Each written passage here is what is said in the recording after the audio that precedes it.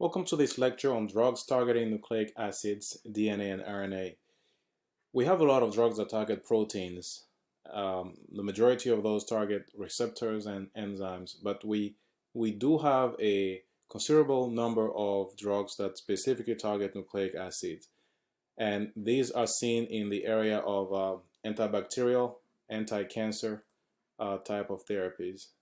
So today we'll look at a few of these drugs. Usually they can be categorized in a few broad categories. You have the intercalating agents, topoisomerase poisons, alkylating agents, methylating agents, chain cutters, chain terminators, and then we'll take a look at control of gene expression. Some of these agents actually overlap, so you may have a intercalating agent that's also a chain cutter, and so on and so forth. So you can have overlap of these drugs. So let's begin with intercalating agents. So intercalating agents are compounds that are planar, and they're either planar or they contain a heteroaromatic, and they have the ability to slip between base pairs. They have the ability to have a planar system that can slip between layers of nucleic acid, and by doing so, they disrupt the nucleic acid helix, the double helix. Now, some of these drugs will either attack with the minor, using the minor groove. Others will attack using the major groove.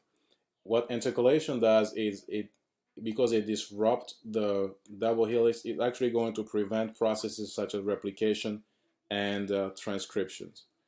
Okay. Now, intercalation can also inhibit topoisomerase, the enzyme that comes to relieve the strain that's involved in uncoiling the DNA 3D structure for replication. So let's dig deeper into those intercalating agents. The first agent that I want to talk about is Proflavine. So Proflavine is an antibacterial. It belongs to a family of antibacterial compounds called the aminoacridins, and they were used during World War I and World War II for wounds. So there were surface wounds, but for deep surface wounds, and they were found to be effective at preventing infections and reducing the number of casualties. When you look at Proflavine, you can see that it has a three-ring. Proflavine has a ring system. Where it's a tricyclic ring system, and it's all planar. And Proflavine is actually able to interact with, not only does it slip between the base pairing, but at physiological pH, or let's say pH 7, is going to be totally ionized. Okay, it's going to be totally ionized. And because it's going to be totally ionized, you'll also be able to interact with the phosphate backbone of DNA. So you have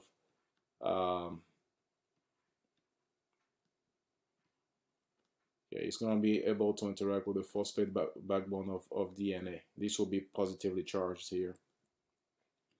So again, as topical antibacterial agents in World War II, it's going to target DNA. So van der Waals interaction will take place between the tricyclic system and the bases, and the charged amines are actually going to interact with the sugar or phosphate backbone. So once Proflavine is inserted as an intercalator, it's going to deform DNA double helix and prevent replication and transcription. These drugs are too toxic for systemic use. They're not going to be selective enough, and they can actually disrupt human DNA. In this case, they were effective because they will disrupt bacterial DNA. In picture form, everything that I've just told you, Proflavine is flat, positively charged. It means they're going to slip in between the base that are pairing. So you have the bases here, okay? So Proflavine is going to stack in between. Positively charged functional groups are going to interact with negatively charged phosphate group here, which will enhance its activity. The van der Waals interaction allow it to interact with the base stacking, and then you have the ionic interactions there. Still continuing with the intercalating agents here, you have other drugs such as dectinomycin and doxorubicin. Dectinomycin is is part of a group of naturally occurring antibiotics. They were isolated from Streptomyces parvolis.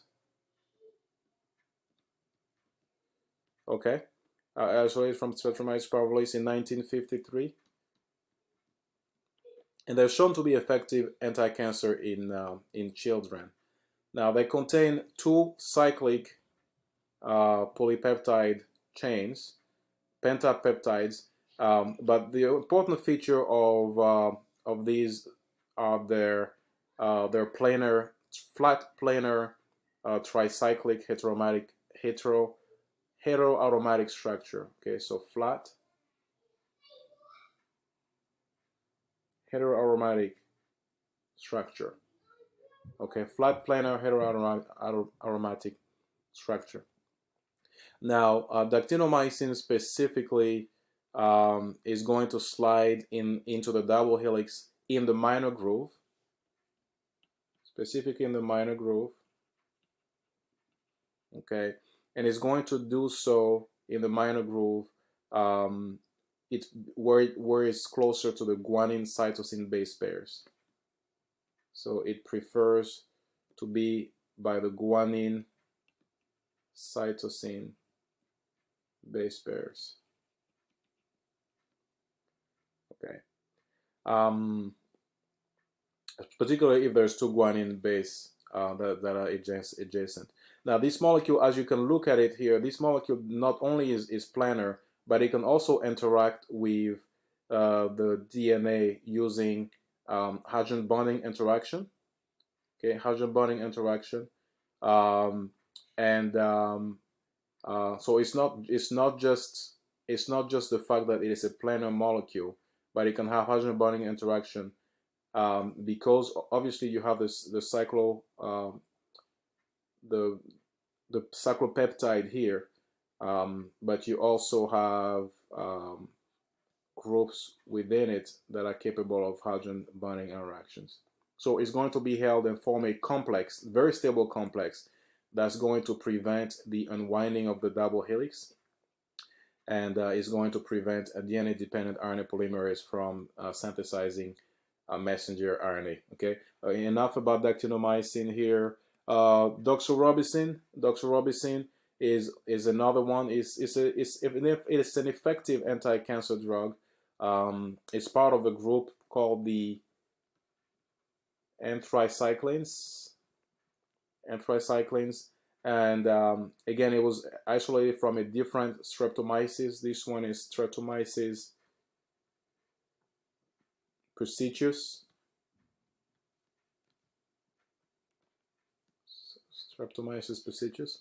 Okay, so this drug is going to approach at the major groove. And then it's going to intercalate because it has this planar structure here. So it's going to be able to intercalate because of the planar structure. Not only is it going to be able to do the intercalation, but it also has charged amino acid groups, charged amino groups that are attached to the sugar. So these charged amino groups that are attached to the sugar here are going to be able to interact with the phosphate groups of the DNA backbone. Okay,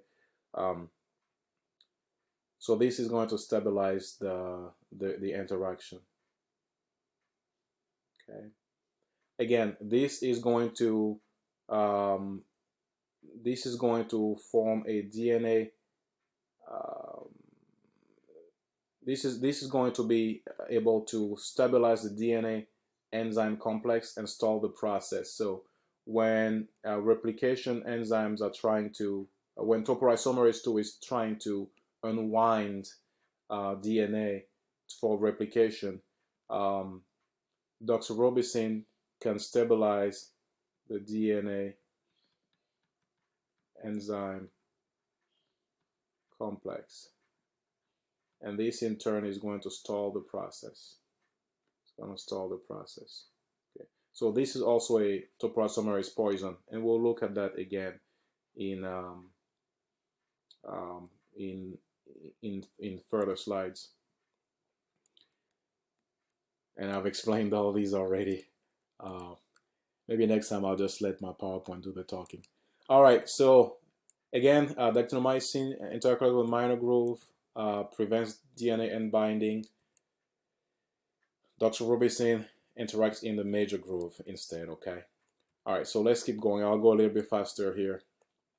Now, bleomycin is another one of these molecules. It's a complex natural product. It's isolated from a Streptomyces verticillus. Strep verticillus, okay, in 1962, for those of you that love history.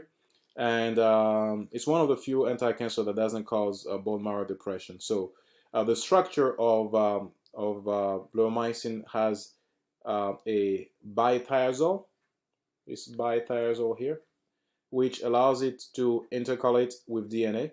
Once the structure becomes intercalated with DNA, it's actually going to be able to engage.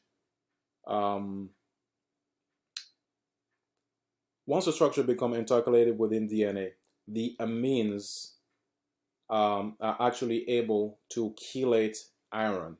Okay, the amine that are contained in the nitrogens that are contained in the amine, in the amides, and the pyrimidine rings are going to be able to chelate ferrous iron. Okay, and chelating ferrous iron is going to lead to a series of reactions that's going to lead to generation of hydroxy radicals and superoxides. These hydroxy radicals are then going to go and abstract hydrogen atoms from DNA. This one will lead to DNA damage. Okay, this can cause strand breaks, strand cuts, particularly between purine and pyrimidine nucleotides. So not only that, but bleomycin also prevents ligases from repairing that type of damage. Okay. Again, so the pyrimidine rings here, imidazole ring, and the primary amine, all these amines can actually chelate the ferrous ion.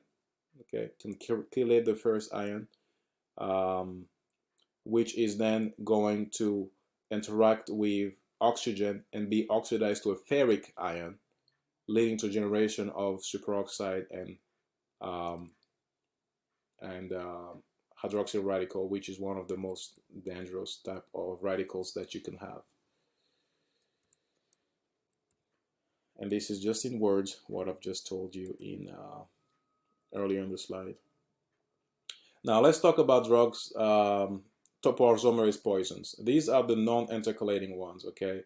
Etoposide and teniposides are two of those drugs. So in general, topoisomerase poisons are a class of drugs that instead of being inhibitors of topoisomerase, they're going to work at stabilize the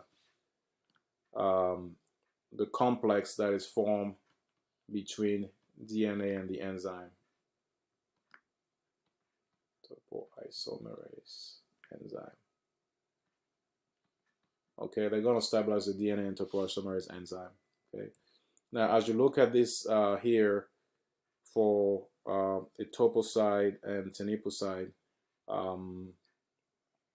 those two drugs, they stabilize the DNA topoisomerase complex, and they are used as anti-cancer agents. They're part of the bigger family of drugs called the podophylotoxins.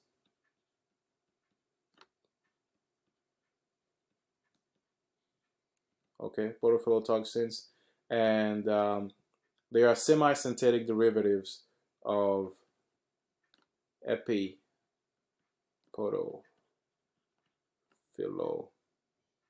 phytotoxins. So the block agents such as they stabilize that DNA topoisomerase enzyme, and DNA strand break can occur as a result. Now, if you look at the 4' position here, this position here, you can actually, in addition to blocking the topoisomerase, to stabilizing the topoisomerase DNA complex and blocking the action of topoisomerase, there's also a free radical process. There's a free radical process that involves the formation of a free radical, a semiquinone free radical. Okay, the formation of a semiquinone free radical that results from 4' phenolic group oxidation of the 4' phenolic group here. And then this radical process is involved in DNA strand break as well.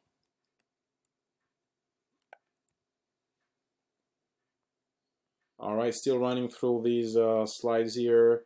Confutacin is another one. Confutacin is also a natural product.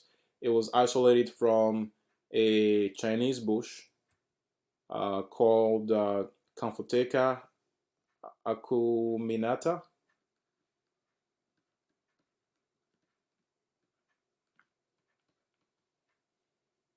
Okay, cool. 1966. So come from a natural product here. What it does is it's also going to stabilize the complex that's formed between DNA and topoisomerase 1. It's going to stabilize that complex. So as a result of that, single strand breaks are going to accumulate in DNA. When the drug departs, the single strand breaks can be repaired, but while the drug is present, it can lead to errors in the replication, and it can lead to irreversible strand breaks.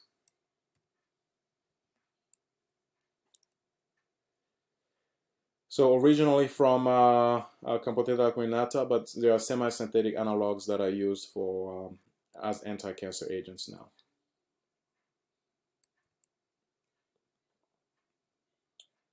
Quinolones and fluoroquinolones.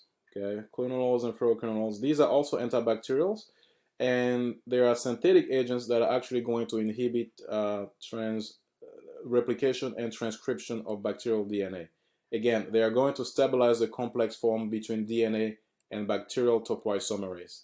Okay, they're going to stabilize that DNA. Now, the binding site of these fluoroquinolones, it appears, it opens up once the enzyme has nicked the DNA strands, and the strands are ready to cross over. So let's look at it here. So you have the fluoroquinolones that will come in. When you look at the structure of the fluoroquinolones, which I've just shown above, they can come in here and stabilize that that complex between the DNA, bacterial DNA, topoisomerase. Okay, they can stabilize that, and by doing so, they will inhibit replication and transcription of bacterial DNA. So this is a topoisomerase enzyme, and the fluoroquinolone are going to stabilize that that interaction. Now, they can be bound in a stacking arrangement so that their aromatic rings are coplanar. So you don't just have one fluoroquinolone, you have up to 4 fluoroquinolone molecules that are going to stack on top of each other, and in a way that their aromatic rings are going to be coplanar. Then the carbonyl and the carboxylate groups of the fluoroquinolones are going to interact with DNA by hydrogen bonding. So you have the carbonyl,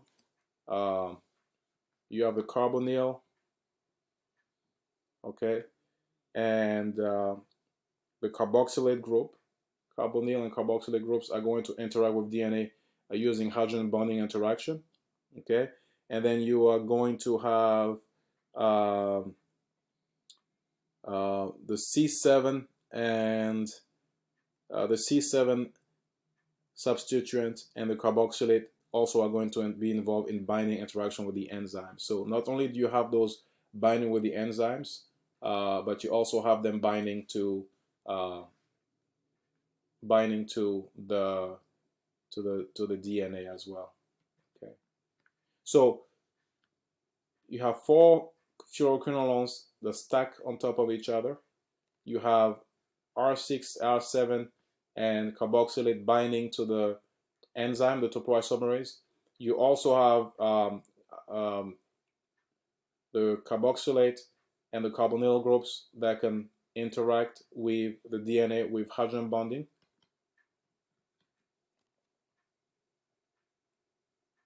Okay. And so 4 drug molecules are going to be stuck in the bond complex. And that's how they inhibit the replication and the transcription.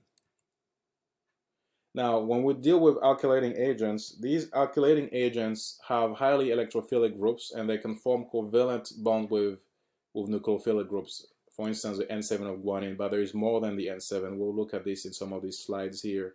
They prevent replication and transcription. They can be useful anti-cancer agents. However, they are not very selective, so there's a lot of side effects with these molecules. They can cause intrastrand or interstrand cross-linking if you have two electrophilic groups that are present on the same molecule.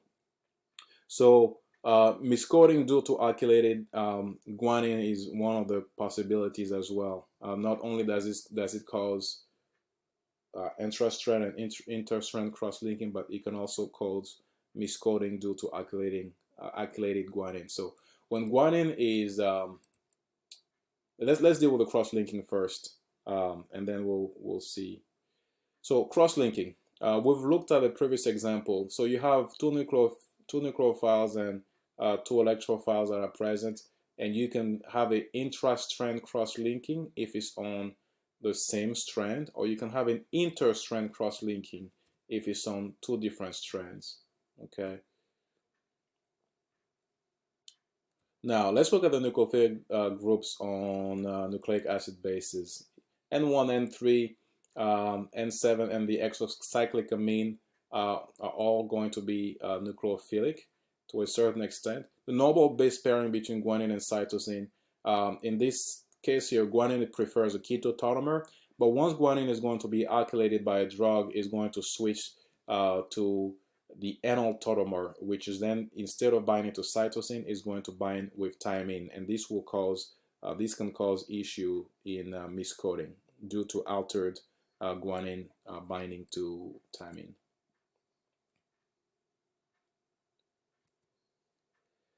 So let's run through some of these examples here. Chloromethane is the first one that we are going to take a look at.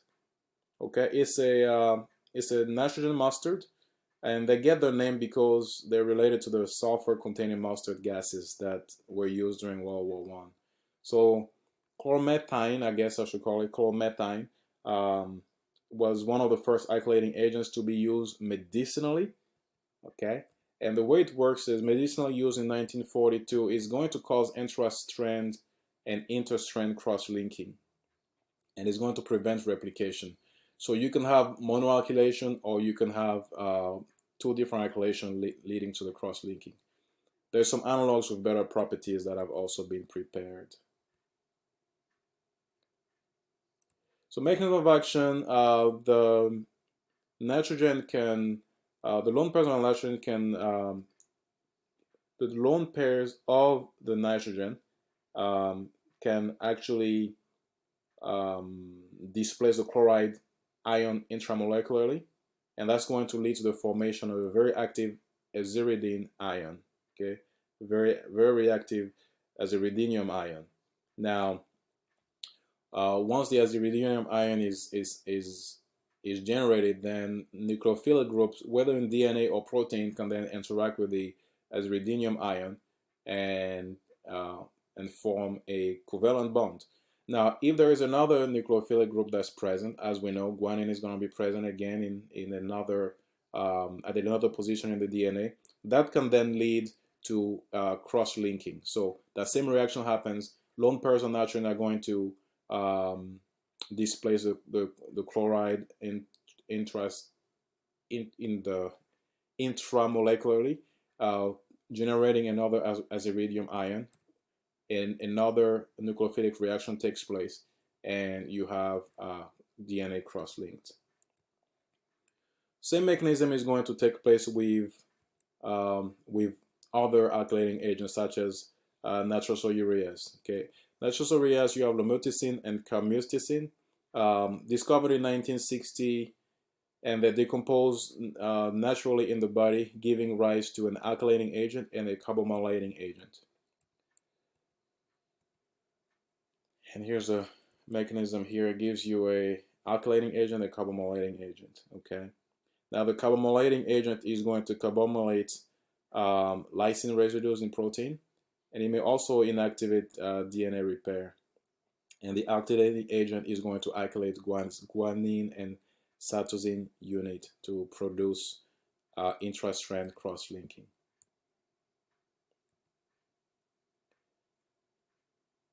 I have the mechanism written here for you, and this is how the protein lysine reactions take place.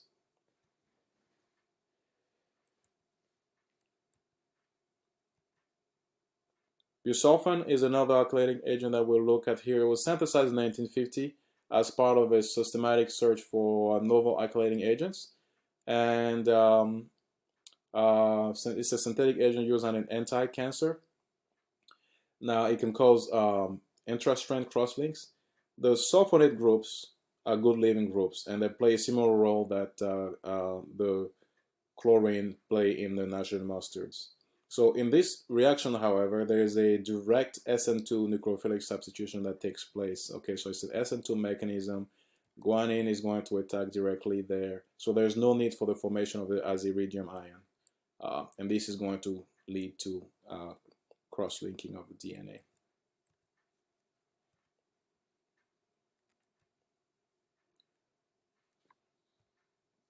All right, as we keep going here, another alkylating agent that we'll look at here, the Carbazine.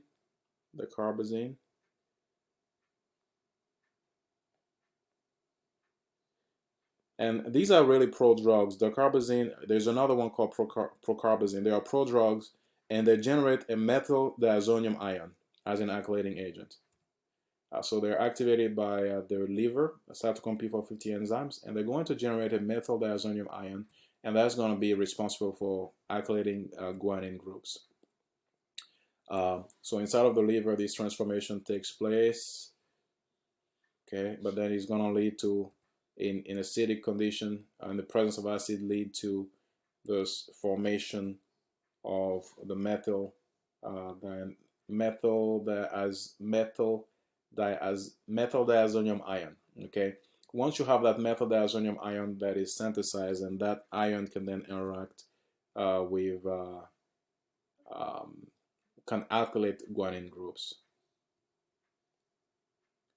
I believe I have a few more here. Mitosis C, discovered in 1950, natural occurring compound obtained from Streptomyces. Let me write that down.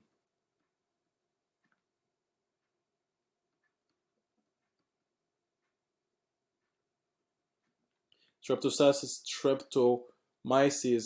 capitosus, okay, and 1950 discovered.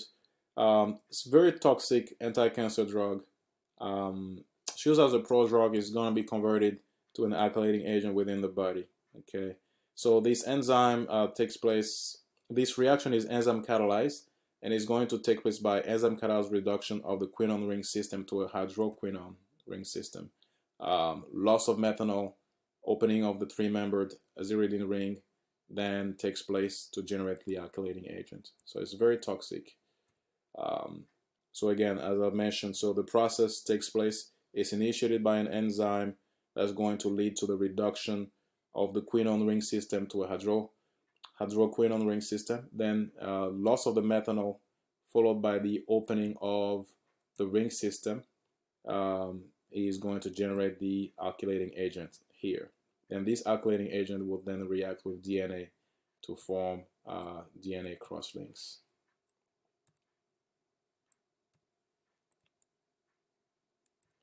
All right, now methylating agents. I just want to mention that sometimes methylating agents and alkylating agents are listed together. Cisplatin, you will see it in some books as an alkylating agent. As one of the most frequently used anti-cancer drugs in medicine, is a neutral inactive molecule. It acts as a prodrug. You know, the story of cisplatin is it was discovered by accident, really. Some research was being done on the effect of electric current on bacterial growth, and during the experiment, it was actually found that bacterial cell wall division was inhibited. But when we looked at the reason why it was inhibited, it was found that the platinum from the electrode was responsible for the inhibition of the cell wall division, and the actual compound was cisplatin, or cis-diammonia dichloroplatinaum 2. Okay, now it's known as cisplatin. Anyway, it's just a little bit of history. So it's a inactive molecule, but when you put it in an environment where you have an environment that's deficient in chlorine, in chloride ion, it leads to equation of the chloro substituent. So basically, water is going to displace the chloro substituents, and that is going to produce a positively charged species that then going to be a target for alkylation. So that's how cisplatin mechanism works. Now this is going to bind to DNA in regions that are rich in guanine units, and intra-strand links rather than inter-strand links are going to be generated. So it's localized where the unwinding of the DNA double helix takes place, and is going to inhibit transcription. All right, we've already looked at bleomycin earlier, but now we're going to look at it as a chain cutter. So chain cutters cut the strand of DNA, and they prevent DNA ligase from repairing the damage. So they can do that by different mechanisms. You can have radical mechanisms involved. So there's different ways that this can take place. So we've looked at bleomycin before. It's an intercalating agent. We've looked at the mechanism of action, but there's also a radical mechanism that takes place where it abstracts hydrogen from DNA to generate radicals. Okay, it's going to be able to abstract hydrogen and generate radicals. The radicals are going to react with oxygen, resulting in chain cutting. So bleomycin is going to repair the ligase enzyme from repairing that cut.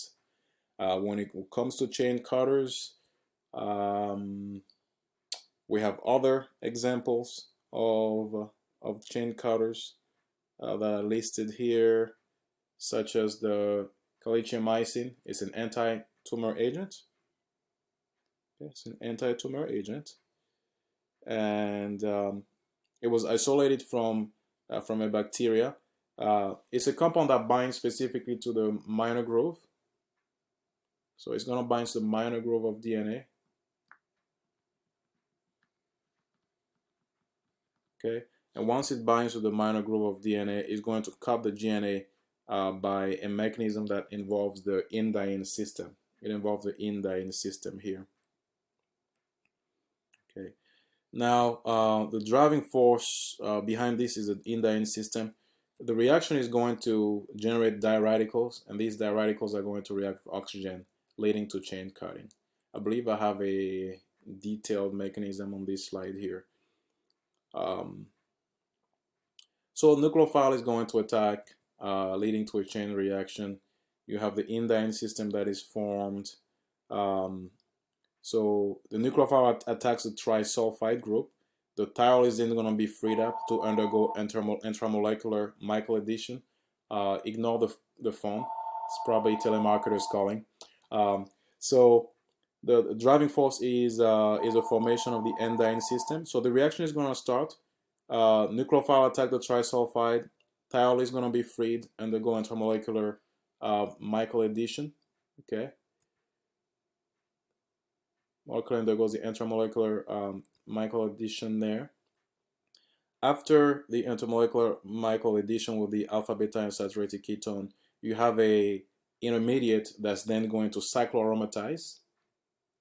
You have the cycloaromatization there that's going to lead to the generation of a diradical species. That cycloaromatization here is called Bergman cycloaromatization. Okay, Bergman cycloaromatization.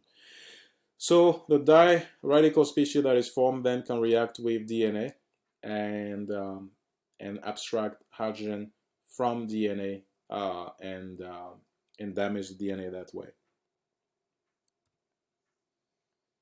Oxidative cleavage. Now, once DNA is oxidatively damaged, then it can lead to, chain breaks. There's lots and lots of reactions that can happen from there.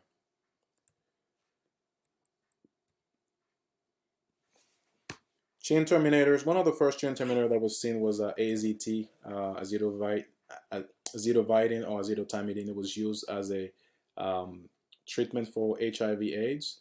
And basically, instead of a hydroxyl group at the 3' position, you have a N3 group here. Okay, so it's a prodrug that goes into the body. It's going to be converted to the triphosphate. Once it's converted to triphosphate, that azidomycin is then going to block the enzyme by 2 different mechanisms. So first is going to inhibit viral enzyme transcriptase, but it's also going to be added to a DNA chain and act as a chain terminator. Cyclovir and famciclovir are similar drugs they're going to work similarly to AZT and work as chain terminators here. So these are prodrugs with the same type of mechanisms. So this is how the chain terminators work. In a normal replication, you have a nucleotide that's added with a free hydroxyl group at the 3' position. In this case here, instead of having the free hydroxyl at 3', these are added, but then there's no 3' position here. There's no hydroxyl at the 3', so nothing will be able to attack the next incoming nucleotide and the chain stops.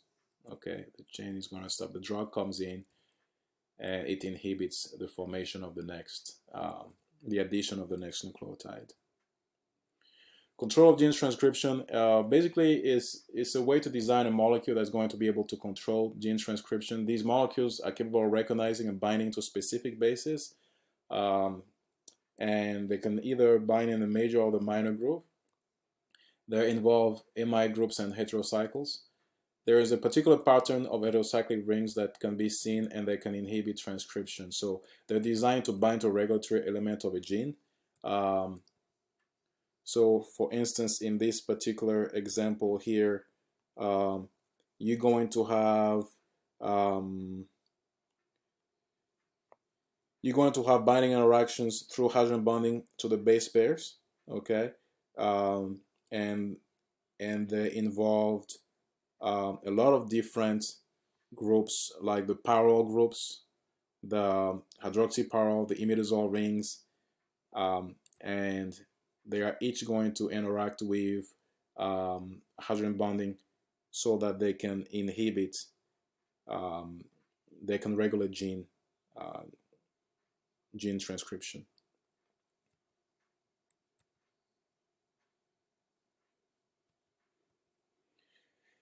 Now you have drugs that act on on ribosomal RNA. Chloramphenicol is one used for typhoid. Chlorotetracycline is another one. Streptomycin and erythromycin. So these are some of the drugs that can work against ribosomal RNA as antibiotics. Then drugs can work on mRNA in antisense therapy. So antisense molecule is going to bind to specific regions of the mRNA and bind so tightly that it's going to prevent protein synthesis. The tRNA will have no place to come and bind to.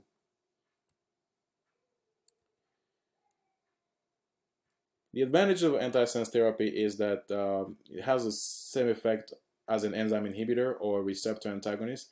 It's highly selective, especially where the oligonucleotide is 17 nucleotides or more. Smaller doses are required compared to inhibitors or antagonists, but this advantage is you have to have an exposed section of mRNA to be targeted, and sometimes it's unstable. When you think about injecting DNA into the body, how is the DNA going to get inside of the body? They can also have a short lifetime and poor absorption across the cell membranes. You have another one, the miRNAs. They're short segments of double-stranded RNA that can be recognized by an enzyme complex to produce single-stranded siRNA in the form of a guide strand. Those guide strands are going to remain bound to the recognized to the risk and bind to a complementary region. So mRNA is then going to be cleaved and cleaved by the enzyme complex.